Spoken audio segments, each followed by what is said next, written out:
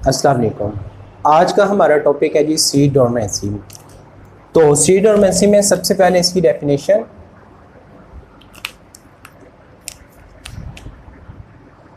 A process in which embryo within seed resist its growth due to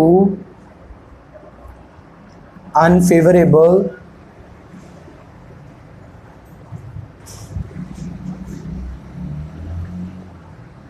environmental condition such as water scarcity and low temperature।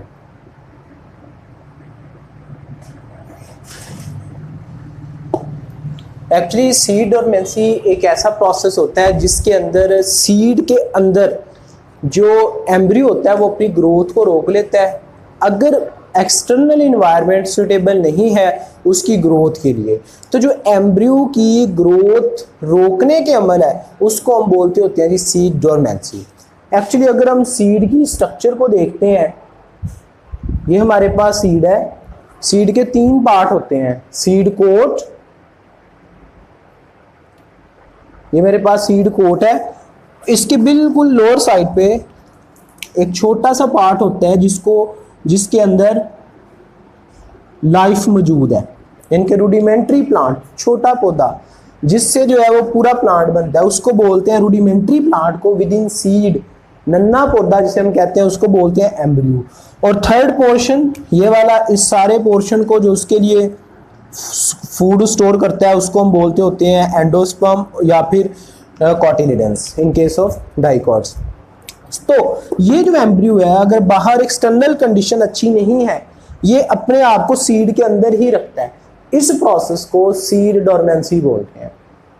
Seed dormancy, अब ये break कब होती है? Seed dormancy, breaking of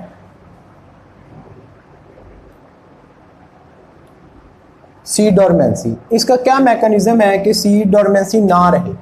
actually अगर ये हमारा seed है, उसके अंदर ये एम्ब्रियो है और बाकी जो है वो एंडोस्पर्म है।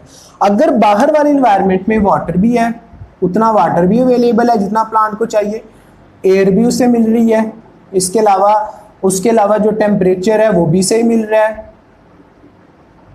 इसके अलावा इसको लाइट भी सही मिल रही है, ये तमाम फैक्टर्स अगर उसके लिए सूटेबल है तो उसके नतीजे में जो एम्ब्रियो है it will not resist its growth, अपनी ग्रोथ को नहीं रोकेगा।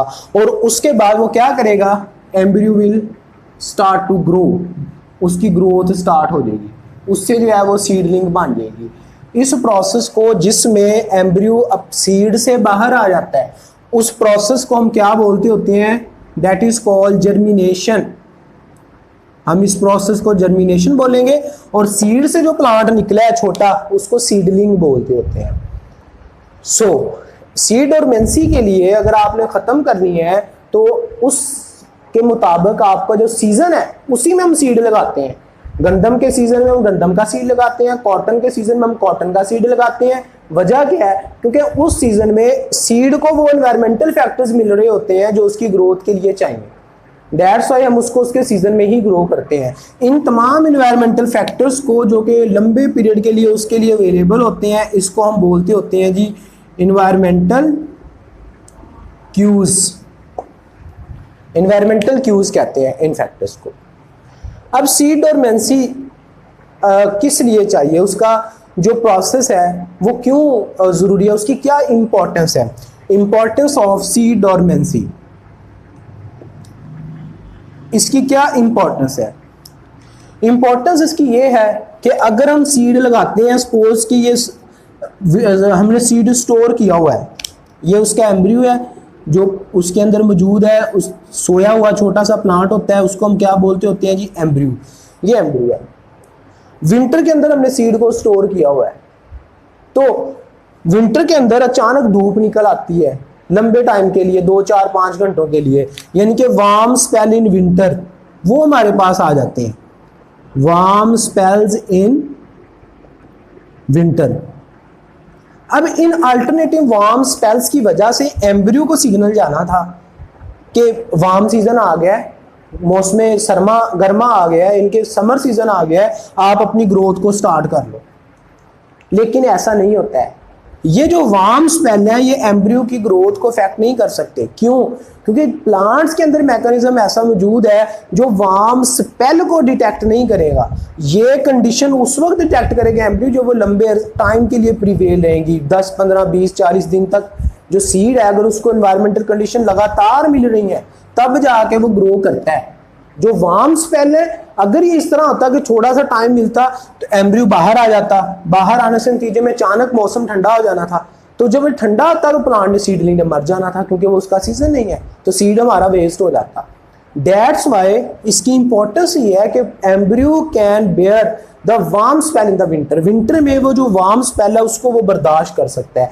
इस वजह से हमारा सीड जो है वो वेस्ट नहीं होता है, एम्ब्रियो उसके अंदर ही रहेगा, उसकी जर्मिनेशन नहीं होती। अगर जर्मिनेशन हो जाती तो वार्म स्पेल थोड़े टाइम के लिए था, सीडलिंग ने बाहर आना था, जैसे ही सीडलिंग ने बाहर आना था अचानक से फिर से सीजन विंटर आ जाना था, तो उसकी वजह से जो हमारा सीडलिंग है उसने खराब हो जाना था और उसकी वजह से सीड हमारा वेस्ट हो जाना था। तो that's why it's the importance of seed dormancy. उसके बाद नेक्स्ट हमारा टॉपिक है कि fruit ripening and fruit setting and fruit ripening.